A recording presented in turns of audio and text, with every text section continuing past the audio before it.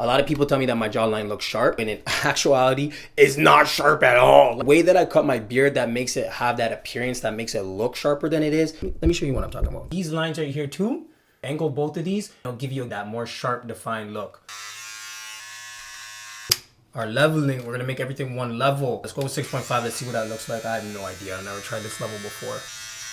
The whole time you're doing that, you're not cutting down here on the jawline. You're actually purposely leaving this area thick. I'm gonna touch it up in a second and make it more even and the hair's not so sprinty. You see how some of these hair are sprinting out? It's literally like you draw a picture and you outline your picture around the person's body and with a darker color, and it makes it pop more. It gives it a 3D effect. You're literally giving your face a 3D effect when people look at you in your face.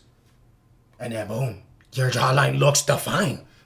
We were all the way at like a 6 and a 6.5. Let's go like an 8 because this one's so precise. It goes all the way up to level 10. With this one, we do not go against. I'm gonna take the 8 and I'm gonna go with the grain in the hair. The grain is going in this direction. On the left-hand side, it goes towards the left. My goatee grows straight down and the neck hair underneath, all of this grows downwards. So we're gonna cut that just straight down.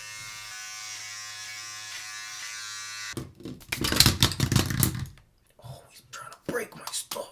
This is a level 8. We just did 6.5 for everything. Your jawline is going to pop more and people will notice it more because it's more defined.